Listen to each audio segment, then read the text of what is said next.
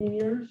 I've had a pretty wild career path through Sandia. So I finished my psychology undergrad here at UNM in 2004 and realized that there was absolutely nothing I could do with the psychology undergrad in 2004. So I went in and became a carpenter. Bottom fell out of the real estate market. There was no work for carpenters. I had a friend who was working at Sandia's radioactive waste management facility and gave me a call and said, "Hey, Jesse, do you want to be a material handler in the waste management facility?" And I said, "Well, I need to pay the mortgage." So yeah. Sandia has a long history of radioactive and nuclear material research, development. We've had reactors at Sandia since the late 50s. All of this different material. So I got a lot of hands-on experience. I got to operate hot cells and glove boxes. I got to open containers. I at one time was holding close to 4 curies of curium-244 in my hand, which is, if you know curium-244, that might be the most exciting thing that's ever happened to me in my life. Really neat experience, but I realized that I love this game that is material characterization. So we've got all these containers of stuff that we kind of know what they are, but we need to actually characterize them. We need to know their masses and what radionuclides we're looking at. So we do this game where we take, we can take non-destructive samples. We can use gamma spectroscopy or neutron counting to try to figure out what we have, and then we have to quantify it. And I just loved that. So I moved into the office, looking at lab results and trying to figure out what we had. I went back to school at New Mexico Tech and got a degree in engineering management, which was really cool and kind of aligned with what I was doing. It's more a like nonlinear algebra degree, basically. It's like trying to solve multi-dimensional mathematics problems, and it worked out really well for me. I ended up moving from the waste management team into the material control and accountability group at Sandia, and we'll talk about why that's a different name up there. Okay, that was driving me crazy. No, you're right. It's totally confusing. I moved into the MCNA group at Sandia and ran their measurement program for a handful of years. And then, so it was my responsibility to know where our nuclear materials are and what they are, and report that to the authority that needs that report, right? From there, I decided I really liked research and development, right? That was an operational job, like measure the stuff, make sure all the equipment works. So now I work in one of our R&D groups, and I'm actually in the same small organization as Zoe, who hopefully you all will see next week. She's awesome. You're going to love her. I work with Zoe and a bunch of other folks who focus on kind of how to do these things better, right? So right now we're working really hard on developing some new gamma detectors. I spend a lot of time working on and thinking about how we develop better security systems for advanced small modular reactors. It's a huge piece of what I do. And then a variety of other projects. We just did a big study about radiotropism in fungi. So can some fungi use gamma emissions to create energy for themselves? I feel like I probably have the coolest job in the world. It's always different. It feels like it's meaningful, especially when we're looking at materials, quantifying materials, and trying to protect them from bad things happening to them. So with that said, please, this is for you. I'm not a teacher. Feel free to interrupt me. Feel free to ask questions. If we only get through the first slide, I don't care. Yeah, I'm here for you guys. Can you guys help me? If you're a new E, will you raise your hand?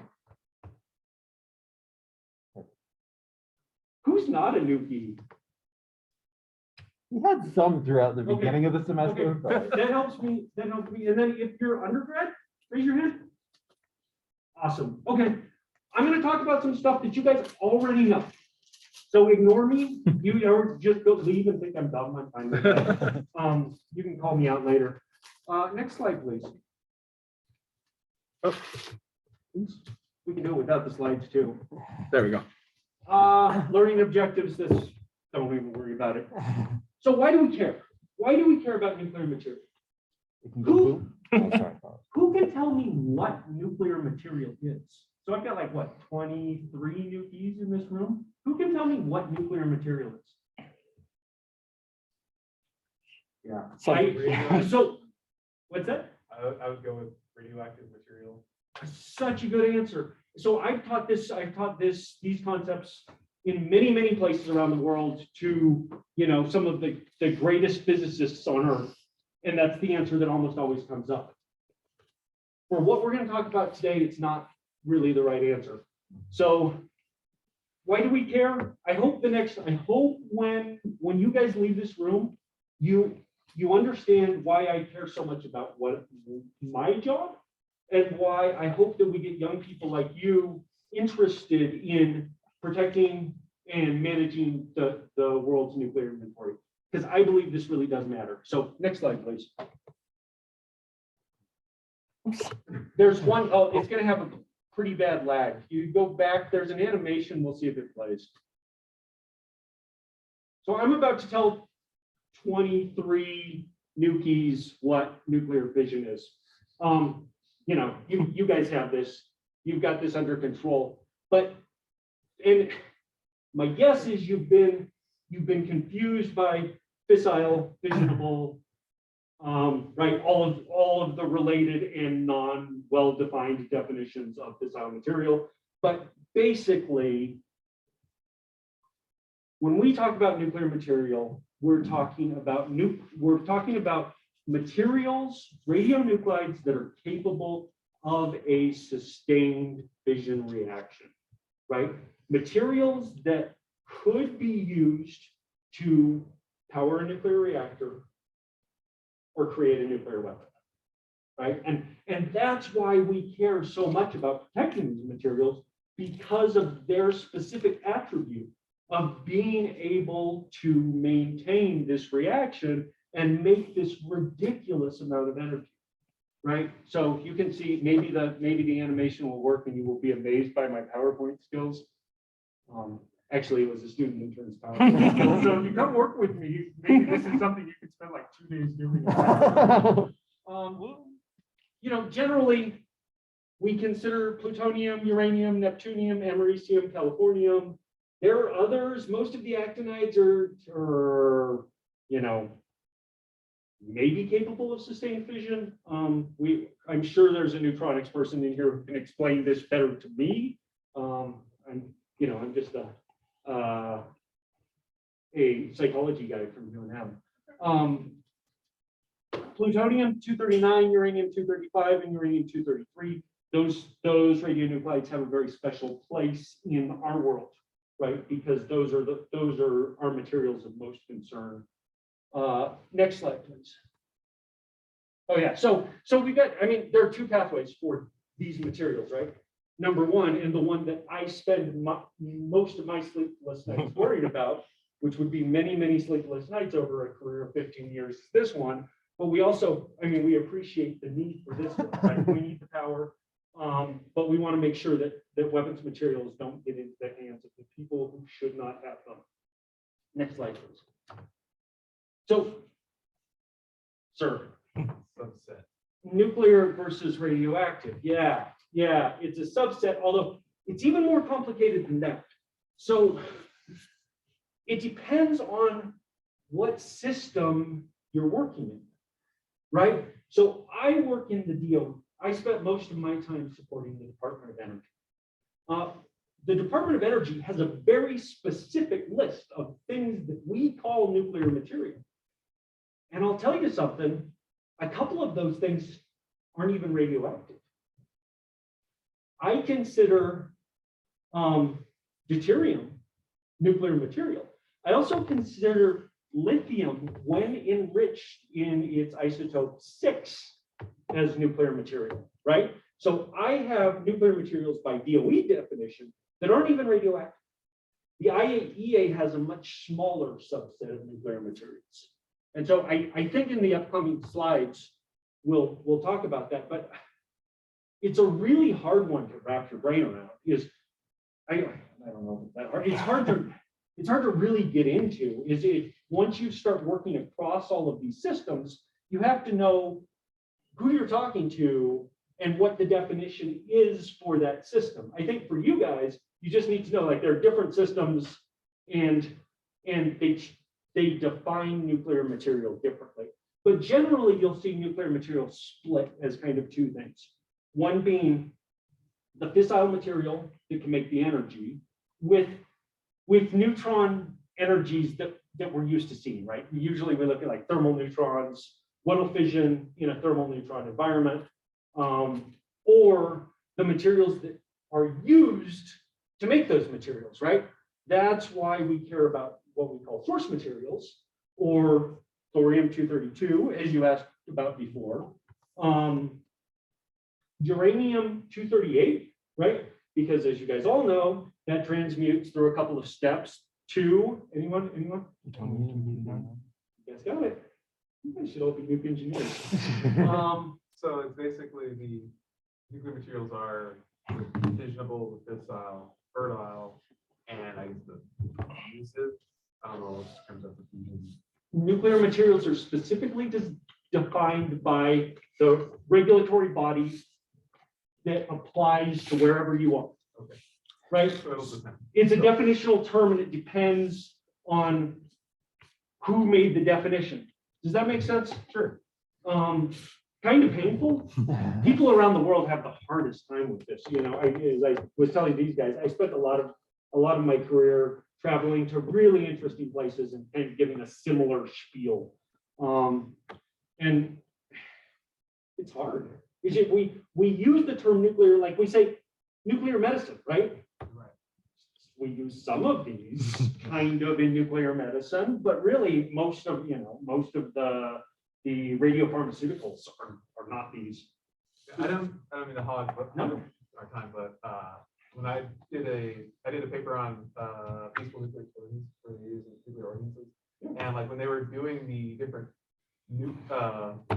laws for nuclear testing, the Russians exploited their language to have more leeway in what they could do with their nuclear ordinances. Yeah. And so, yeah, language matters, definitions matter. Totally. You know, and as young nuke engineers, I really encourage you guys to like sit down with the glossary. When you're given a new task, sit down with the glossary for whatever organization you're working for, right? And understand what they mean by those words, because you're gonna find that there's a whole bunch of confusion across the systems, depending on who is and it really depends on who is the regulatory body that you're reporting to, right? Whether that be the DOE or the NRC or the IAEA. We can do the next slide. Yeah. So this is the world that I spent most of my time in. This is DOE's list of nuclear materials. DOE breaks nuclear material into two different types. One is special nuclear material, and the other is other accountable nuclear material, right? And this is the most comprehensive list I know of any organizational body that like makes rules about these things. And then DOE's done something really interesting. DOE gives us de minimis values, right? Threshold values or breakpoints for when do I know I have enough nuclear material? I mean, do I have plutonium in this room? Anyone? There's a little bit. There's a little bit of plutonium in this room. There's a whole bunch of uranium in this room, depending on how you consider it, whole bunch. But right, if I brought my gamma spec in here and counted for 3 days, I'd see plutonium. I'd certainly see uranium. So we can't report that, right? We can't track every atom of plutonium. So the DOE saw that and gives us these threshold values. Note that some of these threshold values are really small, although is there Californium 252 in this room?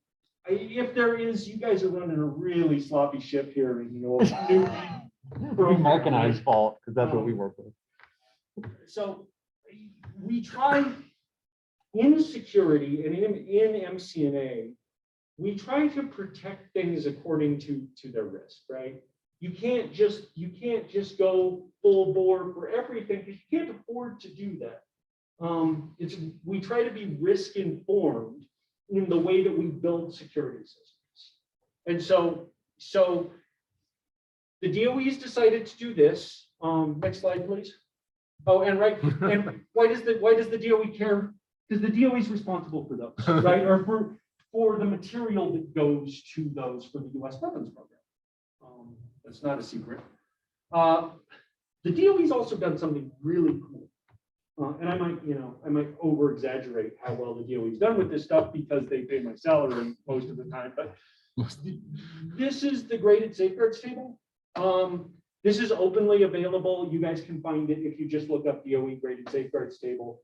It's a really interesting approach into characterizing nuclear material risk, right? So on the top, you have the type of nuclear material, and we split that up by plutonium and uranium-233 on one side, and U-235, and separated NEP and americium, right? Because once it's in spent fuel, it's really hard to track and manage, right? But once it's been separated, and we do separate these things, then we need to have specific requirements for it.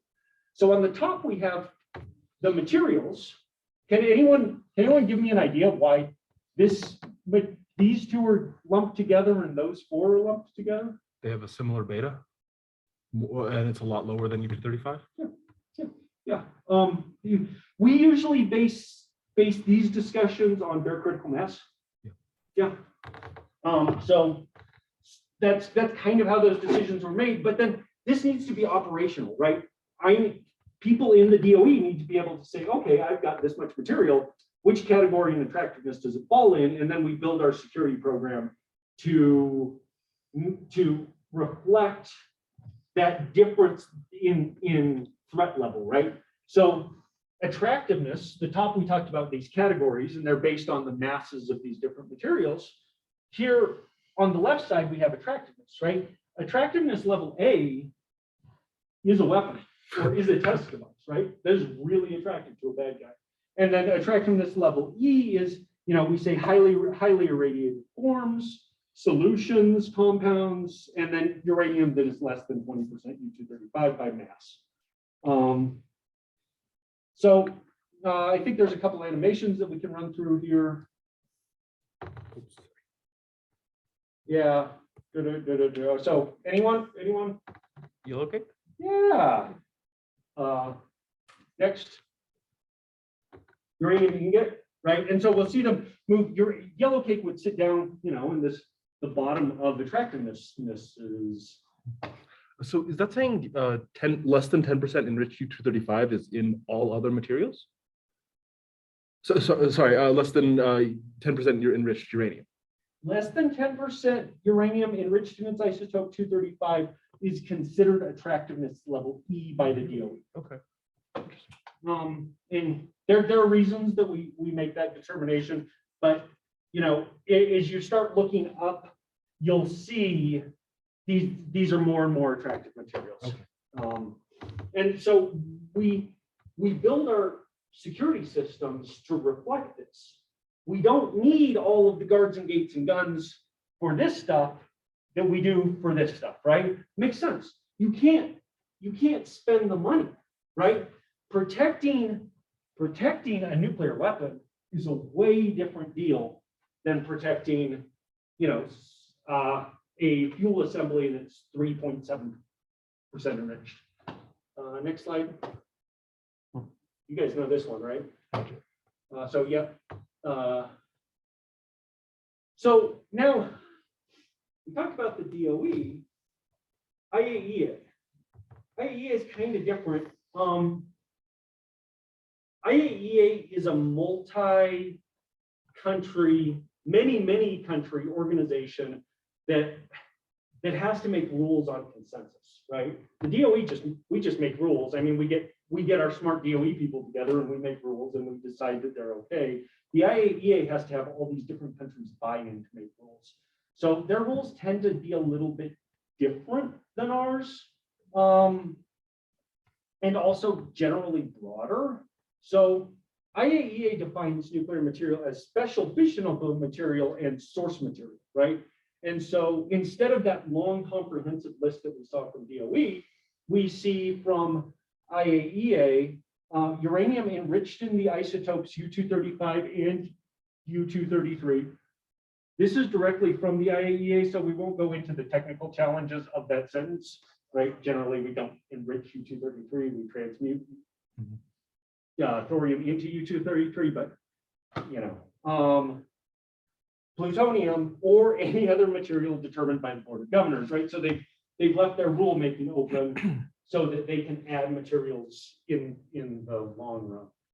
And then source material, natural uranium or uranium containing a mixture of isotopes occurring in nature. Pop quiz, percent of U-235 in uranium in nature. 0.07%. You guys are so good. Just sit down and let you guys teach this. Depleted uranium, thorium, or any other material determined by the Board of Governors. Something you guys are going to bump into in your careers probably is this concept of a significant quantity.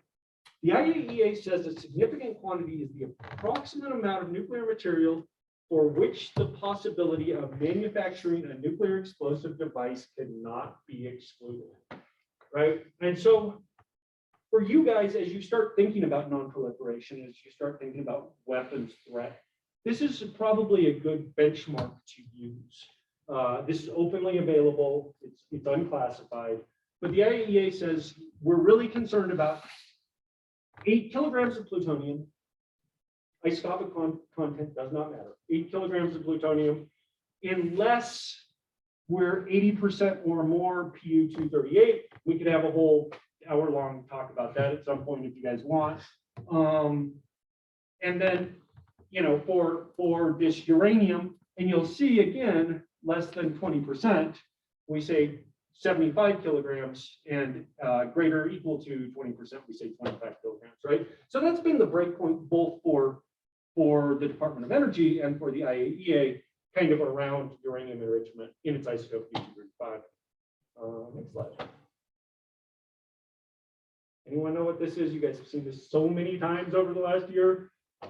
We don't even need to talk about the fuel cycle. Unless, does anyone have any questions about how the fuel cycle applies to nuclear material control and counting? Last chance, gone. All right, next one. So uses of nuclear materials. We like to use nuclear materials to power reactors. We like to use nuclear materials to power weapons. We can also use, like, these are uses of nuclear materials that use their nuclear properties, right? So we power reactors, we power weapons. We can do do you guys have a fission chamber here, like your little tiny reactor? I mean, I'm not trying to defeat the UNM reactor. It's an awesome little reactor. Spectroscopy standards, right? When I was doing MCNA measurements, I wanted to have good nuclear material, well-characterized nuclear material standards, so I could know exactly how my equipment was functioning. And then, you know, targets for isotopic production, right? So for medical isotopics, a lot of times we use enriched uranium as the target for that material production. Let's go to the next slide. We also have non-nuclear uses for nuclear material, right? So there's less of this in the world, but when the US and Russia went to town in the 60s, 70s, and 80s at full blast uranium enrichment land, we made a lot of depleted uranium. You guys have probably seen some of that in your studies. So depleted uranium is really cool stuff. They're huge atoms and they're very dense, right? As a metal, it's incredibly dense. So for shielding, for gamma shielding, DU is about as good as you get just because, you know, so dense, such big atoms. Also for very small packages that weigh a lot, things that we need to ballast cranes, ballast airplanes, ballast sailboats, depleted uranium is less commonly used now, but was during that time when we were producing so much of it, you know, it was in Boeing 737s, it's in cranes all over the world. Yeah, I had an awesome job pulling all of the depleted uranium shielding out of an airplane. It was like and they're like these little pieces. They actually look a lot like that. They're like this big and they're like that big, and they weigh like 50 pounds, and they're just the most finger squishing things you can imagine. If you can talk about that, was that for radiation shielding on the plane? No ballast. Ballast, okay, okay. Right. So they need to weight those planes so they fly correctly. I'm not an aeronautical engineer. I don't even know if I can say the word aeronautical correctly, but yeah, we used them in ballast. A lot of different equipment that needed ballast ended up with depleted uranium at some time. And then, you know, you've probably heard of this. We used it a lot, especially in the Gulf War for ammunition and then for armor plating, for that same quality, right? Depleted uranium, really dense, really heavy. So it makes very penetrating projectiles. We've used it for coloring additives for glasses. Anyone ever see? I bet you guys have in a lab here somewhere a bunch of Fiestaware, right? Mm-hmm. Yep. Yeah, really. We used natural uranium as a coating on dentures for a while. They said it gave it like this wonderful natural sheen. It also gave you a pretty good like long-term dose to your gums if you're wearing that thing all the time. You know, there's not a lot of dose coming out of U-238, but like if it's in your mouth all the time. Next slide. Okay, so you guys want to give me a time? Where are we at? 1:30. Oh, awesome. We're right on time. What is NMAC, Nuclear Material Accounting and Control? What is MCNA, Material Control and Accountability? Why are you giving me two different acronyms that mean the same thing? It's this system thing again, right? So the international community uses this term NMAC. So when you guys are in Brazil, talking with your buddies down in Brazil, they're going to use the term NMAC. Throughout the USA, we're going to use the term MCNA. Why we did that, I'm too young to know. Yeah, it's just to add confusion and make your jobs more desirable as new engineers who understand this stuff. Next slide, please. So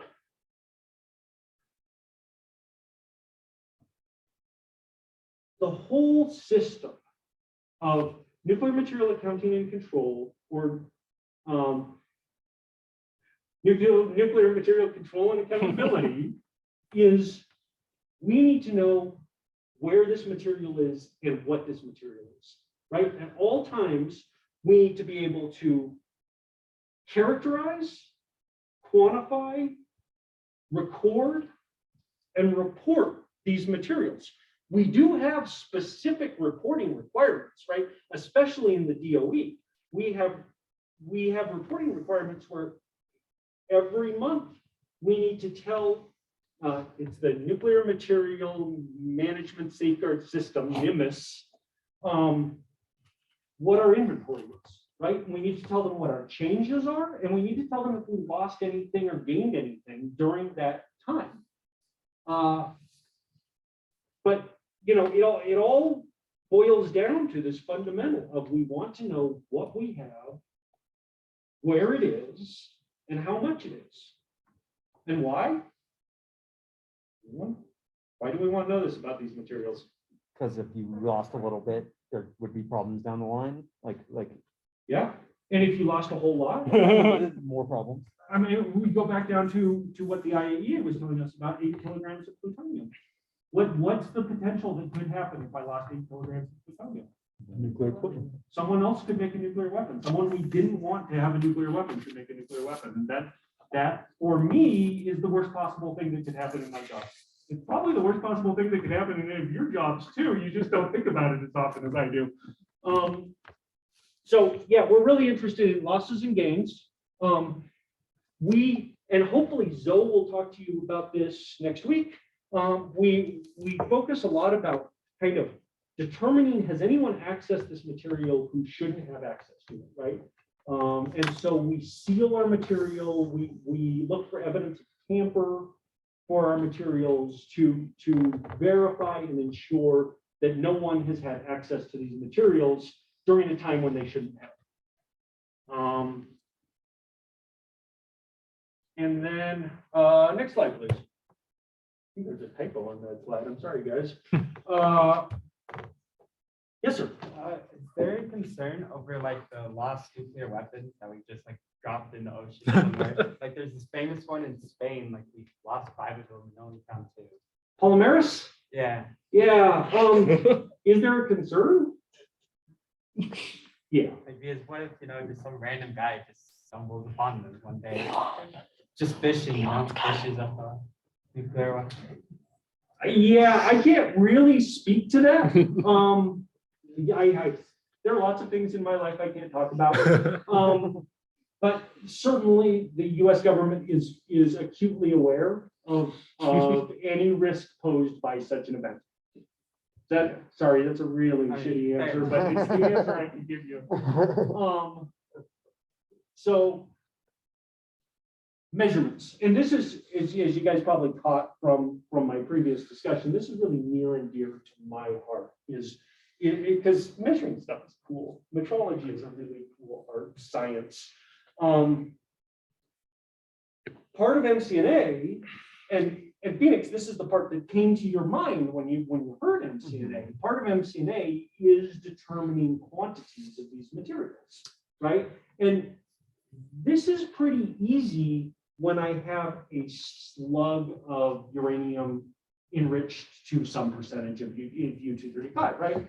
I can do a gamma spec, I can figure out what the isotopics are, I can put in an active wall coincidence counter, I can look at the neutrons initiated from some sort of interrogation neutron, and I can quantify it. I can tell you, this is the material I have, and this is how much of it I have in grams, right? For a slug of nuclear material, fairly easy, although we talked about standards earlier. I need standards to calibrate all of my equipment. I need full procedures and processes to run my equipment and make sure I'm getting good results from my equipment.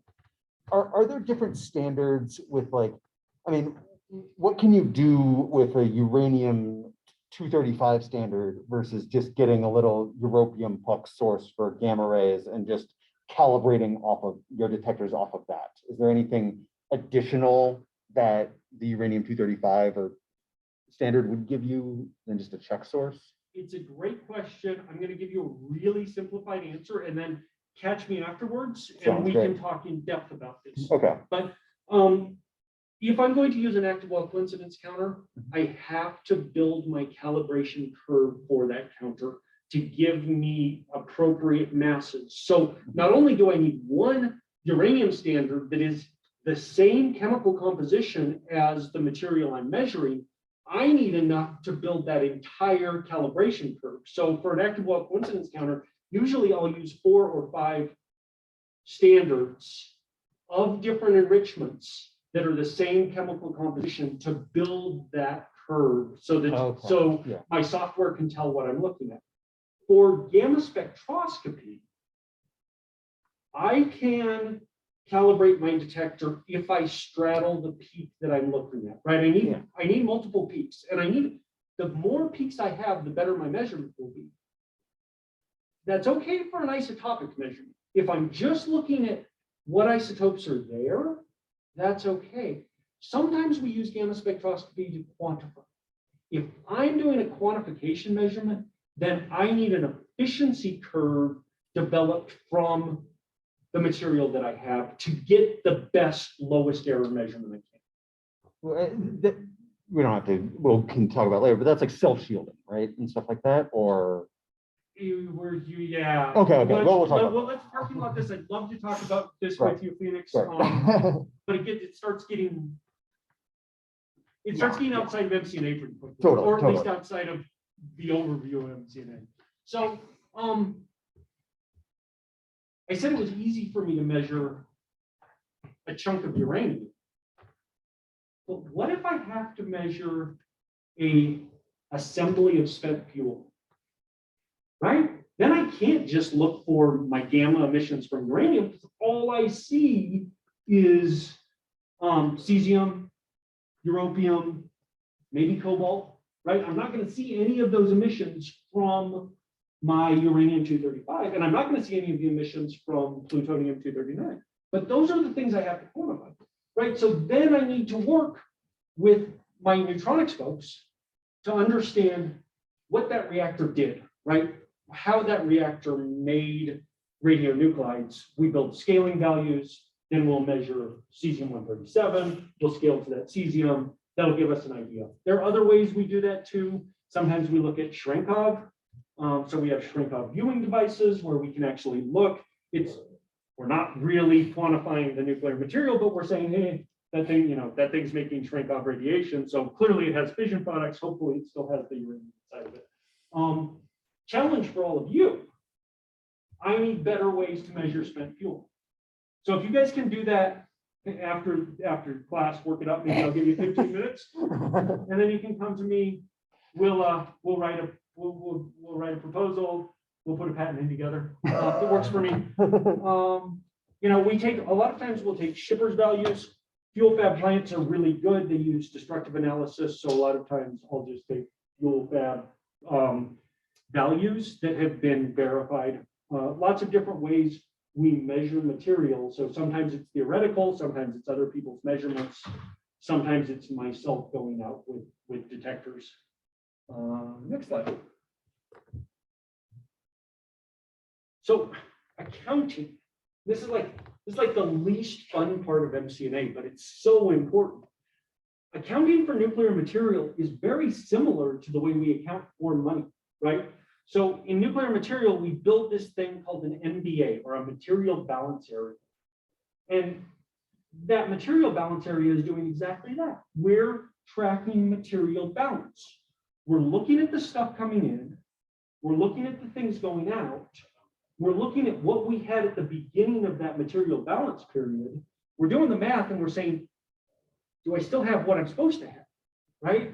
And that's informed by the measurement program, and protected by the physical security program, right? The physical security program, hopefully, did Adam come in and talk to you guys about physical security, or someone? Adam and Alan did, yes. Great. So you guys are Great talk. fully aware of everything that goes in there. Well, we won't tell them.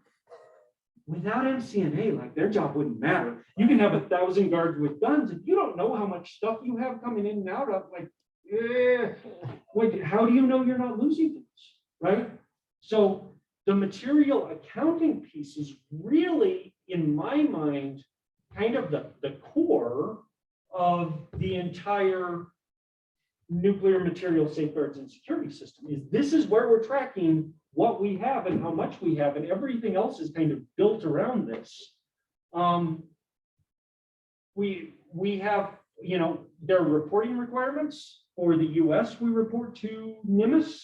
I'm not going to go through that acronym again. And for the IAEA, states report directly to the IAEA. And these inventory changes in these inventories are managed and tracked and looked at and evaluated. We look at trends. There's some really interesting work. Do I have any folks who are doing distributed ledger work? Anyone here interested in blockchain type stuff? You guys are great engineers. We're really interested in kind of advanced technologies, advanced computer science, and how it can support our ability to track and manage large and complicated nuclear inventories. I think any questions on MBA's kind of the accounting piece of this? I was not expecting any, but if you guys wake up in the middle of the night, send me an email and I'll try to help you out. Well, I guess, yeah. Yeah. So but it's like doing accounting with money, but if the money was like, decaying, losing value and changing into a different currency, and then that currency was giving off different signals, right? Like it's not just. You nailed it, although for the IAEA, I'll take you back a few slides Uh-huh. to where we listed those materials that we're interested in. Uh-huh. The IAEA's materials don't decay, right? I mean, they do, but they don't, not in my lifetime. Like they're gonna have the same amount of uranium that they had a billion years ago, or maybe, 100,000 years ago. A few million atoms. Well, you bring up a good point. The IAEA does not give states a de minimis value. They don't give states you don't have to report under this threshold amount. So theoretically, they probably should be reporting all those changes, but no one does because it's impossible. And the IAEA realizes it's impossible. It's just too hard for them to make any adjustments to their system, right? The US, if you remember, did anyone see Californium 252, the stuff you guys have running amok here at UNM? Californium 252, does anyone remember off the top of their head? It's like 2-year half-life, I think. 2.6. I work with it every day. Well done, sir. Well done. Yeah, so then we do have to, for in the DOE system, if we have, tritium, Californium 252, it's all canned, right? Our software does it for us, but we do make a report for those every month. We make a inventory change report to reflect that change. Luckily, we have wonderful computer science people who support us, who make it so that we don't have to run Bateman equations every night to make sure that we're decaying correctly. Ingrowth becomes a big deal too. Americium growing in from plutonium, right? We have some americium requirements. It's more a safety concern, but you're right, managing inventories, we have to think a lot about our decay requirements. Next slide. And I think Zoe will talk to you about this in great detail, but containment and surveillance is another. So I kind of envision MCNA as 3 major pillars. One is measurement, one is accounting, and one is containment and surveillance. And so containment and surveillance is, I can't measure the material all the time, right? I can't be there. I mean, maybe I could, but I get really tired of looking at gamma spec screens. So what I do is I'll go out, I'll measure a drum, I'll put a seal on that drum after I measure it. So I'll verify that the right amount of material is in there. I'll put a seal on it. And as long as that seal's not broken, and it's a really good seal, then I know that no one mucked with it since the last time I measured, right? And we do the same with cameras. So we do this all the time for like the missile shield on a light water reactor.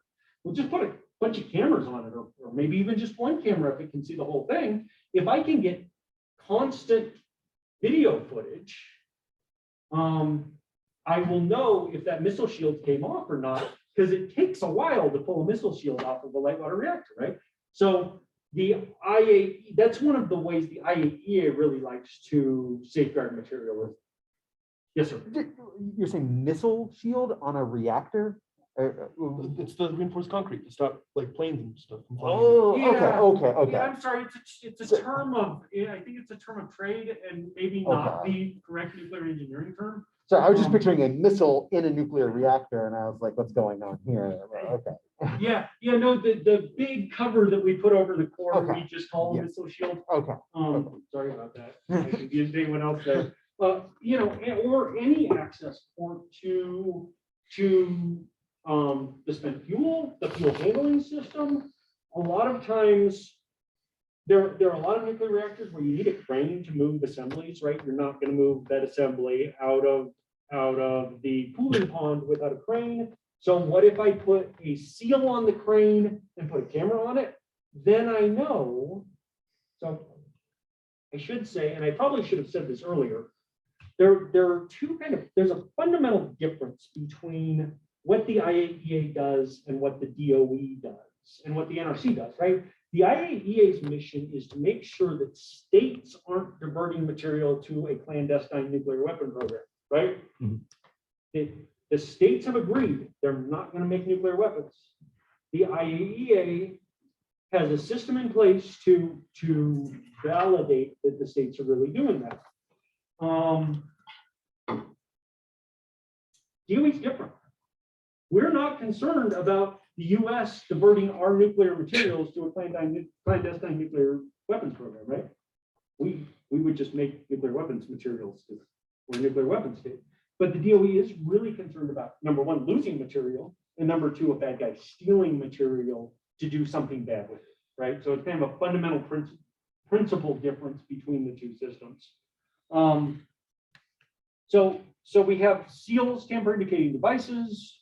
We have, monitoring for nuke engineers. This one's fascinating, really cool. Rocaccio, anyone ever hear the name Rocaccio before in their life?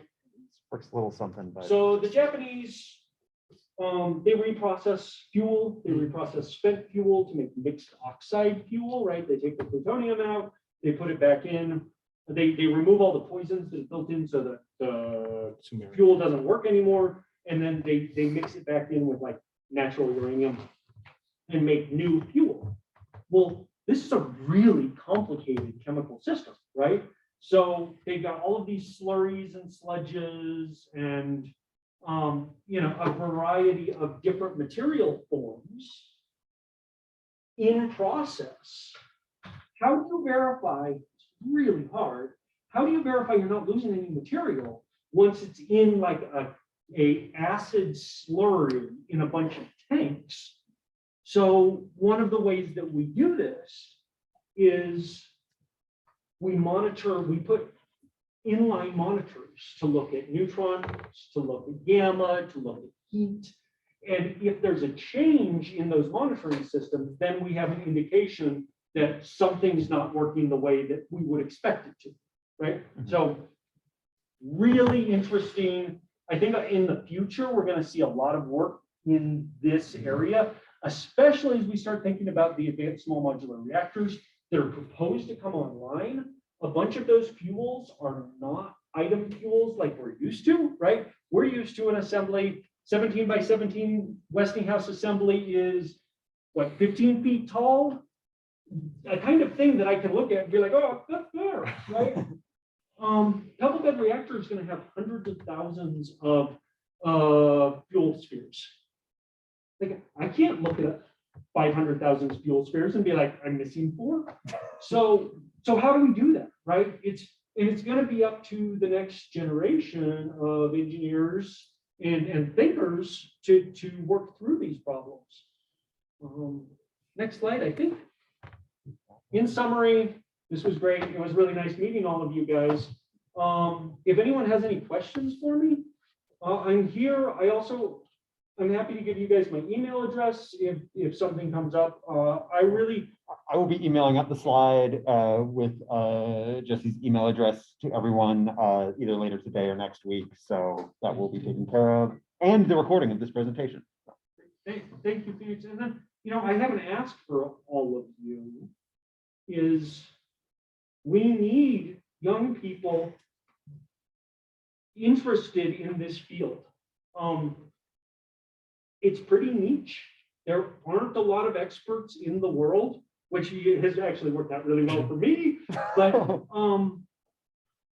we need smart young people thinking about these problems. We need to find better solutions.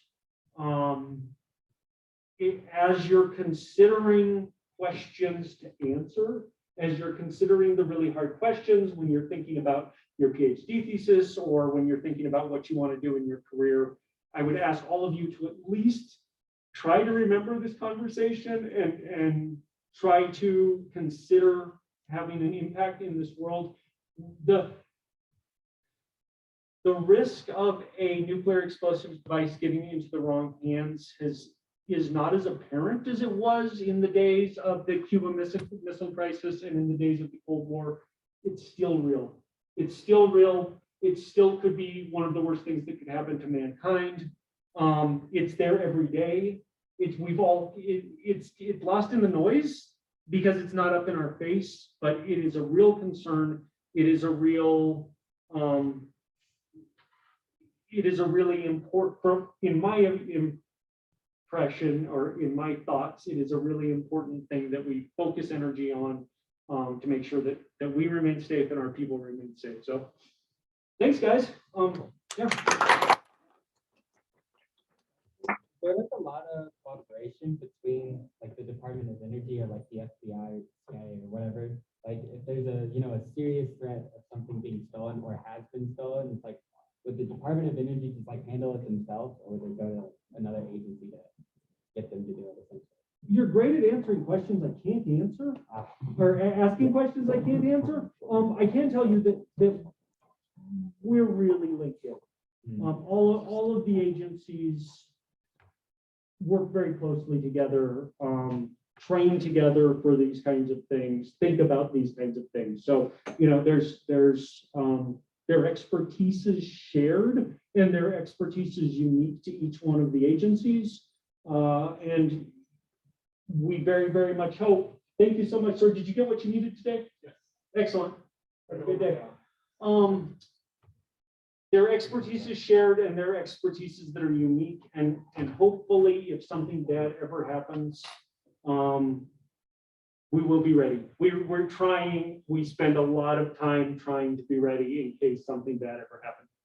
Fair enough. Shame the government won't let you have more. Yeah, well, we have reasons that we protect information, right?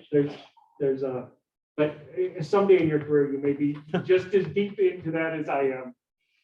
Any other questions?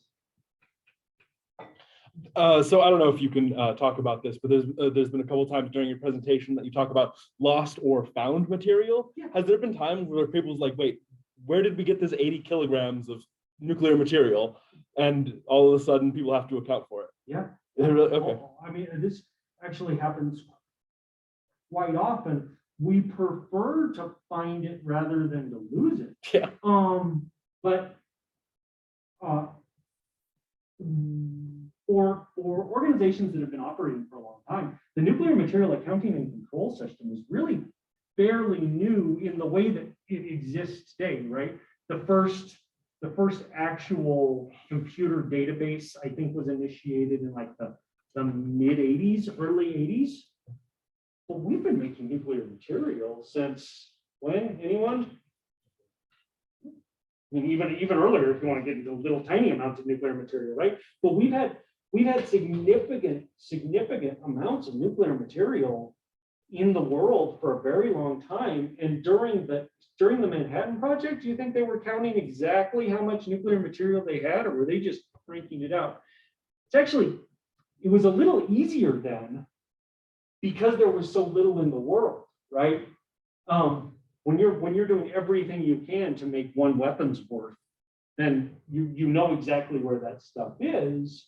But as you know, as you look at the expansion of the nuclear program, and enrichment facilities, fuel fabrication facilities, conversion facilities, they all have a lot of material and powder. Sometimes we'll find a filter that is full of stuff that we didn't expect to be full of stuff. Sometimes a national laboratory will find a container from 1950 and have to figure out what it is, and perhaps it's nuclear material that just needs to come on the books. Okay. Our colleagues in the former Soviet Union, who I've worked with quite a bit, that's a steady problem for them, right? So you're Kazakhstan, you inherited all of this stuff from the Soviet Union. You didn't have a country, right? And all of a sudden you have a country, and you've got all this Soviet legacy nuclear materials. So for them, this is a very interesting problem. I think at this point they've done a really good job at bringing all of those things onto the books. But still, you have ancient. What's the oldest lab you have here at UNM? Probably was the labs in the basement here. The but- labs in the basement, any chance you guys might have found something in there when you cleaned it out that you weren't expecting? Don't answer. I mean, this is something we run into at Sandia too. I've got labs, I mean, I had an operating nuclear reactor there in the 50s. I've got stuff that's old. I've got bunkers full of stuff. I've got drawers. I've got scientists who have been there for like, 90-year-old scientists who've been there and still holding his favorite experiment.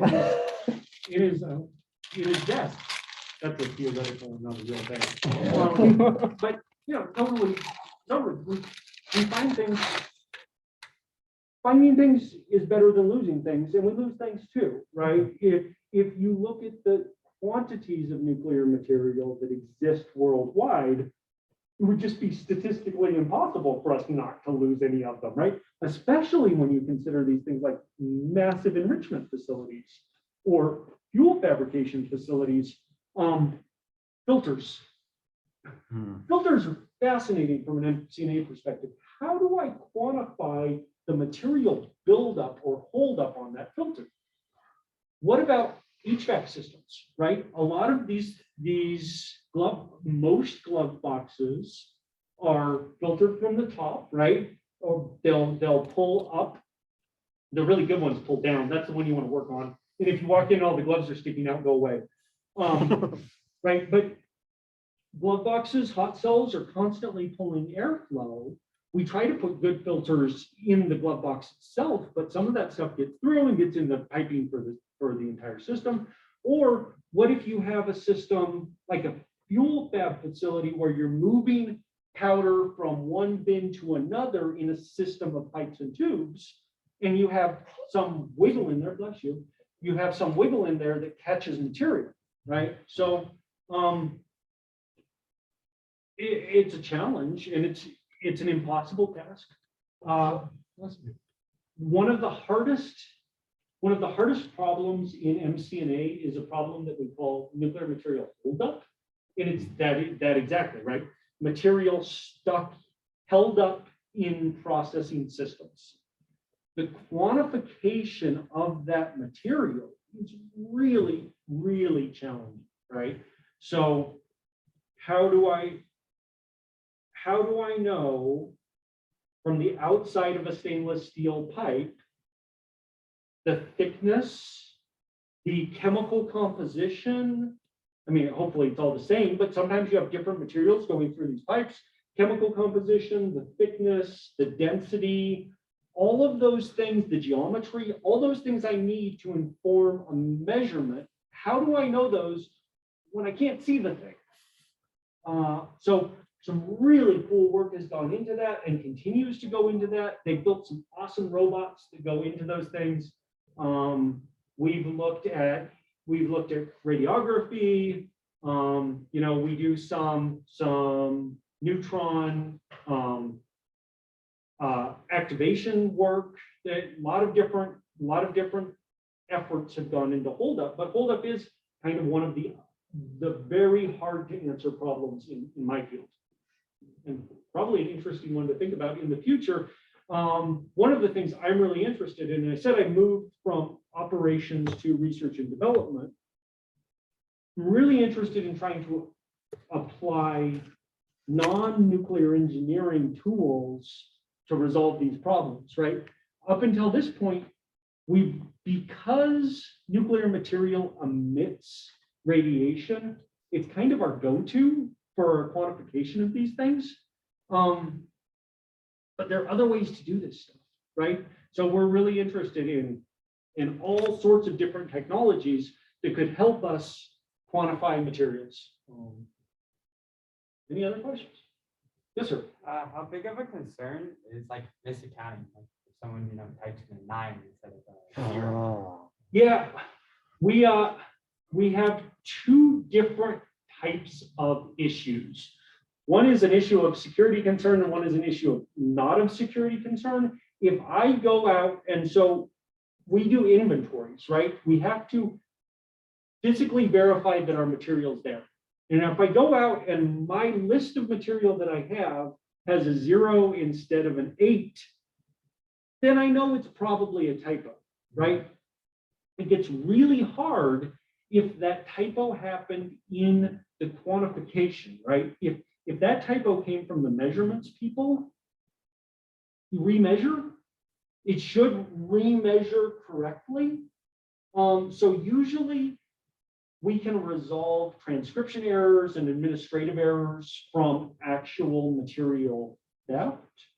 But generally it requires a formal investigation, right? And so we'll do things like we'll shut down operations. If I go out and I find an error in the way that our reactor's material is it aligns with my records, we can stop the reactor from operating. We can stop any material from moving around in there, and then we'll work through as quickly as we can, figure out exactly what happened so that we're sure that we're confident we didn't lose any material. Yes, sir. Did that answer your question? Yes, yes. This isn't nuclear, but it just happened. They had smallpox vials found in lab in Philadelphia where they shouldn't be, because smallpox is only supposed to be in 2 labs, one in Russia and one in Georgia, the state. And they found, but I guess I just looked, and apparently today they reported that they did not have smallpox in them. But